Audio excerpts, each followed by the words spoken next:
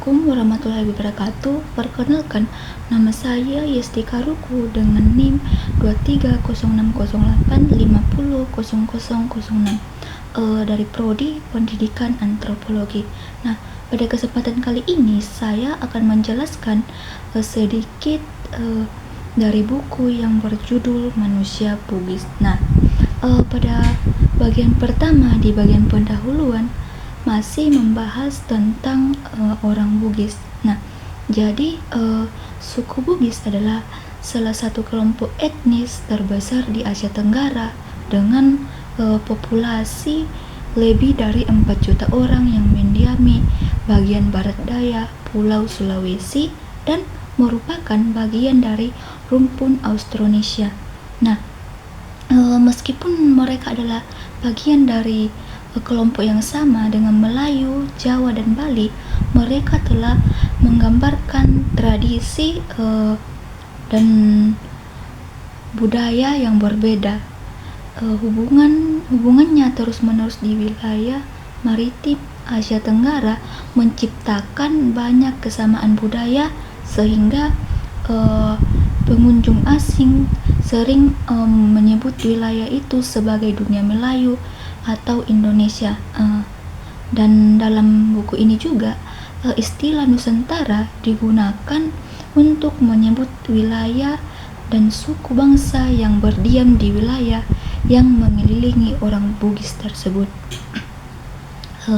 Jadi meskipun terkenal dengan banyak informasi yang beredar tentang Bugis yang ternyata keliru dan banyak beranggapan bahwa mereka adalah pelaut. Padahal dalam kenyataan sebenarnya orang Bugis itu adalah pada dasarnya orang petani.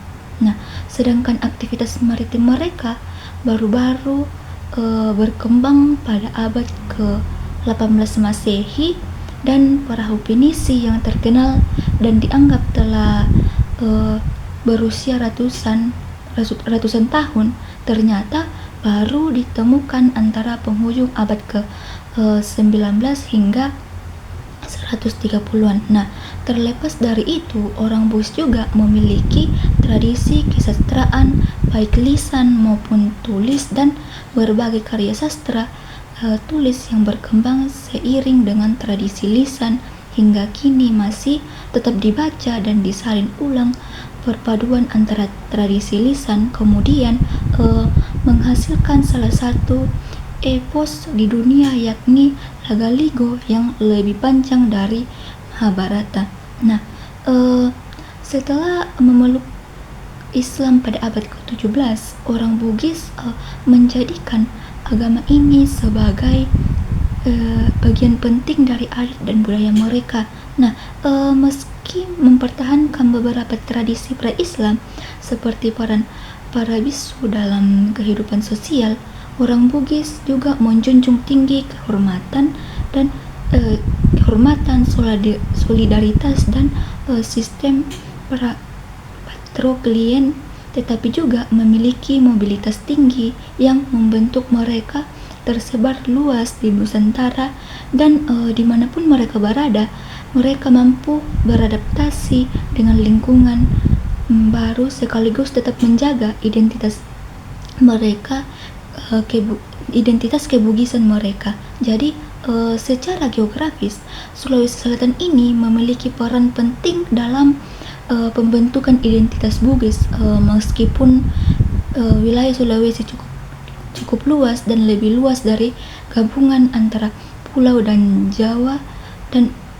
Jawa Madura, namun Pulau Sulawesi ini kurang dikenal lebih luas. Maka dari itu tidak heran jika orang Eropa mengira Pulau Sulawesi ini terdiri atas beberapa pulau terpisah, karena saat itu Pulau Sulawesi Selatan tidak memiliki jalan darat dan mereka membangun jalan darat pada abad yang ke-20-an.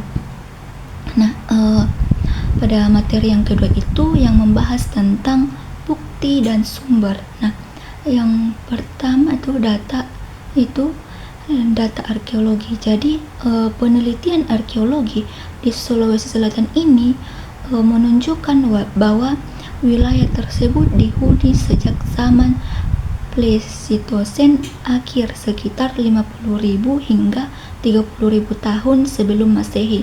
Nah, hasil penggalian menemukan artefak batu tembikar kebudayaan Trancana dari Pleistocene akhirnya meninggalkan artefak seperti serpihan batu dan tembikar. Nah,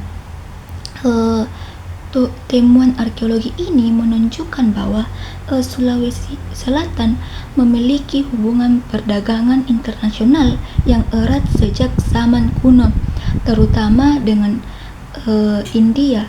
Hal ini dibuktikan dengan penemuan patung perunggu yang dikombinasikan dengan gaya lokal dan temuan tersebut yang menunjukkan bahwa Sulawesi Selatan telah menjadi bagian dari jaringan perdagangan maritim internasional sejak awal zaman logam. Nah, yang kedua itu membahas tentang kronik Bugis dan teks sejarah. Nah, kronik Bugis Makassar berisi silsilah bangsawan, catatan kerajaan, perjanjian politik, hingga peristiwa harian yang mulai disusun sejak abad ke-17. Meski sering dianggap objektif oleh penelitian barat, kronik ini memiliki kelemahan dalam penanggalan sehingga para ilmuwan menggunakan metode perhitungan mundur dan pendidikan silang dan sumber lain yang menyusun kronologi sejak abad ke-15. Nah, bagian awal kronik ini lebih bersifat mitologis dan kisah Tomanurung dan Totompo sebagai pendiri kerajaan. Sementara itu, Lagaligo adalah epos yang bersyair Bugis kuno yang menceritakan ratusan tokoh keturunan dewa dan disebarkan secara lisan sebelum ditulis.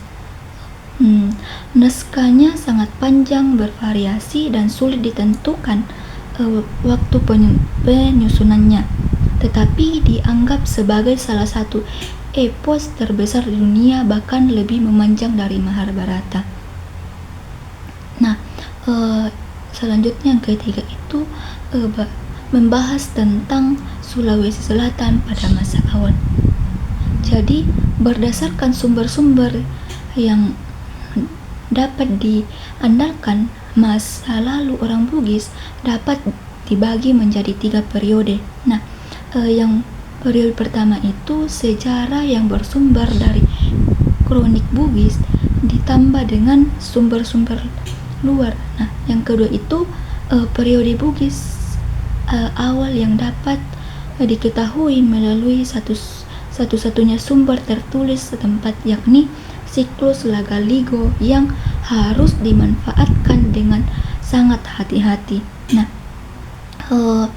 yang ketiga itu periode prasejarah yang sama sekali tidak memiliki sumber tertulis yang mengandalkan bukti-bukti arkeologis. Nah, yang pertama itu permukiman awal di Sulawesi Selatan. Nah, jadi permukiman awal di Sulawesi Selatan ini sudah ada sejak lebih dari 50 tahun lalu dan dihuni manusia Australoid yang mirip dengan penduduk asli Australia. Kelompok ini dikenal dengan budaya Tualean yang bertahan hingga sekitar 1000 sebelum Masehi dan berasimilasi dengan pendatang baru penutur bahasa Austronesia. Nah, tradisi lisan ini menyebut adanya penduduk asli seperti Ore dan Tomarege yang mirip orang Papua dan aborigin. Nah, meskipun Sulawesi tidak pernah tersambung dengan daratan Asia, nenek moyang awal ini sudah menggunakan alat transportasi laut sederhana dan pada 4000 sampai 2500 sebelum Masehi, orang Austronesia datang dari Taiwan melalui Filipina dan membawa bahasa, teknologi, serta pertanian, lalu berbaur dengan penduduk lama. Jadi analisis linguistik menunjukkan bahasa-bahasa Sulawesi Selatan berakar dari Proto Sulawesi Selatan dengan peradaban yang paling mencolok pada bahasa Makassar. Nah, jadi proses pembentukan etnik Bugis Makassar, Mandar dan Toraja terjadi melalui pemisahan wilayah hunian dan isolasi geografis. Nah, hipotesis asal-usul mereka masih diperdebatkan, apakah Kalimantan langsung di Sulawesi, namun bukti linguistik menunjukkan bahwa adanya hubungan erat dengan bahasa-bahasa Kalimantan, bahkan sampai mendagaskan permukiman strategis awal berkembang di muara Sungai Besar, Teluk Bone, Luwu hingga pesisir barat dan Sulawesi Selatan yang sekaligus menjadi jalur perdagangan logam dan hasil hutan. Nah, dengan demikian Sulawesi Selatan sejak awal merupakan wilayah pertemuan dan asimilasi budaya antara penduduk asli Australoid dan pendatang Austronesia. Nah, yang kedua itu cara hidup dan kebudayaan awal Sulawesi Selatan. Nah, kehidupan awal masyarakat Sulawesi Selatan pada milenium pertama Masehi berlangsung sederhana, mirip dengan kehidupan orang Toraja awal abad ke-20. Mereka tinggal di rumah panggung di tepi sungai, danau atau pantai dengan mata pencarian utama berarti menangkap ikan, berburu dan mengumpulkan hasil hutan. Makanan pokok mereka meliputi beras, sagu, umbi-umbian serta sayur-sayuran serta buah-buahan seperti pisang, kelapa dan sukun. Mereka juga memelihara kerbau untuk upacara serta berburu rusa, babi dan babi rusa. Tampilan menenun awalnya hilang sehingga kain dibuat dari kulit kayu sebelum kapas dan teknik tenun dari India masuk. Nah, pakaian sederhana berupa jawat, rok dan ikat kepala dilengkapi dengan perhiasan logam. Mereka menggunakan gerabah, alat besi dan senjata berburu seperti busur, tombak dan sumpit. Nah, dalam kepercayaan mereka menyembah arwah leluhur dengan ritual yang memisahkan dunia atas dan bawah serta mengaitkan simbol-simbol kosmik seperti matahari, bulan dan gunung laut. Meski hidup tersebar, mereka telah terhubung dengan jaringan perdagangan luas, mengekspor emas, besi, kayu dan damar dan kulit penyu serta menjadi bagian dari jalur Niaga Nusantara, termasuk perdagangan rempah-rempah sejak awal Masehi. Nah, bahasan yang keempat itu peradaban awal. Nah, yang pertama itu Lagaligo budaya dalam epos. Lagaligo menggambarkan kehidupan masyarakat Bugis, khususnya kalangan bangsawan. Pakaian mereka mewah dan syarat makna, menggunakan kain impor seperti sutra Gujarat dengan sarung, ikat pinggang dan perhiasan emas serta baju bodo untuk perempuan. Nah, rumah mereka berbentuk panggung berukuran besar, dihiasi tirai berlapis sebagai simbol status sosial dan perabotan sederhana berupa bale-bale. Peralatan rumah tangga banyak berasal dari luar seperti guci, porselin serta kotak logam. Nah, kehidupan sosial menonjolkan hiburan berupa pesta makan, tarian, sabung ayam dan pemain raga. Sementara peperangan digambarkan sebagai ajang keberanian, biasanya dipicu oleh persoalan pribadi bukan politik. Nah, senjata yang dipakai meliputi tombak, pedang, sumpit, keris bergaya Melayu hingga meriam kecil sebagai penakut. Nah, gambaran ini menunjukkan perpaduan budaya lokal Bugis dengan pengaruh luas, lebih baik dalam busana, arsitektur maupun seni peperangan yang menegaskan status sosial dan nilai keberanian dalam masyarakat itu. Nah, itu agama dalam naskah Lagaligo. Nah, naskah Lagaligo menggambarkan sistem kepercayaan Bugis yang kompleks dengan bisu sebagai tokoh sentral yang berperan sebagai penghubung antara manusia dan dunia dewata.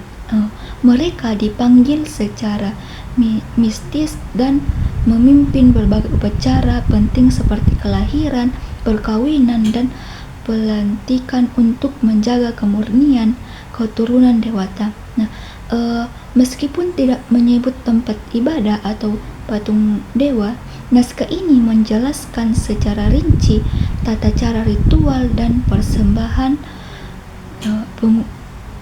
Penguburan jarang dibahas karena tokohnya dianggap hidup kekal. Nah, namun perjalanan roh ke alam bakalan dijelaskan melalui proses pemurnian dan penimbangan dosa. Nah, terdapat dua jenis kuburan, yaitu dengan nisan kayu dan kuburan rumah. Ajaran ini diwariskan melalui tulisan dan tradisi lisan. Dan yang kelima itu membahas tentang bangkitnya kerajaan historis. Jadi bangkitnya kerajaan historis Bugis Makassar menggambarkan peralihan dari dunia mitologis Lagaligo menunjukkan periode sejarah yang lebih konkret sejak abad ke-14 hingga abad ke-16. Awalnya muncul peradaban mengenai asal usul kerajaan Bugis, di mana sebagian ilmuwan Belanda meragukan kemampuan lokal membangun kerajaan tanpa pengaruh India. Nah, namun bukti arkeologis ini menunjukkan bahwa meskipun ada jejak Hindu, Buddha, dan bahasa Sanskerta, pengaruh tersebut hanya bersifat perdagangan, bukan dominasi budaya, sehingga masyarakat Bugis tetap memiliki akar budaya yang kuat. Nah, pada peradaban utama antara Lagaligo dan kronik sejarah awal terletak pada sifatnya. Nah, Lagaligo bersifat mitologis dengan silsilah dewata dan stratifikasi sosial. Nah, sedangkan kronik abad ke-15 mencatat lahirnya kerajaan seperti Luwu, Sopeng, Wajo, dan Sidereng dengan fokus pada perjanjian politik, struktur pemerintahan, serta keterlibatan rakyat. Perubahan besar juga terjadi pada demokratif dan ekonomi akibat migrasi ke pengalaman serta inovasi teknologi pertanian dan militer. Nah, hal ini mendorong pergeseran politik di mana raja tidak hanya berkuasa mutlak, tetapi juga terkait kontrak sosial dengan rakyat. Nah, pada peta kekuasaan pun bergeser ke Luwu, melemah, sementara Wajo dan Bone, kerajaan kembar, dan Guatalo di Makassar bangkit sebagai kekuatan baru. Nah, interaksi dengan Majapahit, Malaka, dan Ternate memperkaya dinamika politik lokal dibanding keagamaan. Tradisi bisu tetap berlanjut meski disertai inovasi ritual seperti kremasi dan penguburan abu. Nah, secara keseluruhan periode ini memadai tradisi penting dari sistem mitologis, menunjukkan kerajaan historis yang terbentuk oleh kombinasi faktor internal dan eksternal. Nah, pembahasan yang terakhir itu tentang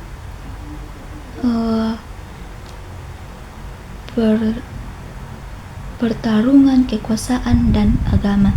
Jadi pada abad ke-16 hingga ke-17 Sulawesi Selatan mengalami transformasi besar akibat perdagangan internasional, interaksi dengan bangsa asing, serta masuknya Islam ke wilayah ini. Dikenal subur dengan beras sebagai komoditas utama, disertai ekspor kayu, damar, mutiara, emas, hingga perdagangan budak. Nah, orang Bugis Makassar muncul sebagai pelaut ulung dengan armat besar dan mulai mengenal barang-barang impor Portugis. Nah, secara politik terjadi perebutan hegemon antara Goa yang bercita-cita maritim dan Bone yang didukung kerajaan Bugis lainnya. Nah, pada saat yang sama agama Islam berkembang pesat melalui ulama Minangkabau, ditandai dengan Islamiyah Raja Luwu 1605 dan Sultan Alauddin di Goa, hingga akhir hampir seluruh kerajaan Bugis Makassar memeluk Islam. Nah, Makassar setempat menjadi pusat perdagangan internasional dan kekuatan maritim Nusantara, tetapi akhirnya runtuh akibat konflik dari VOC dan Bone di bawah Ruang Palaka yang berpuncak pada Perjanjian Bonggaya pada 1667. Nah, meski kekuasaan politik melemah, Bugis Makassar tetap berperan penting sebagai Muslim sekaligus pelaut yang terbesar ke berbagai Nusantara tersebut. Nah, itulah materi tentang manusia Bugis. Kurang lebihnya mohon dimaafkan jika ada kesalahan kata, mohon dimaafkan. Sekian dari saya. Wassalamualaikum warahmatullahi wabarakatuh.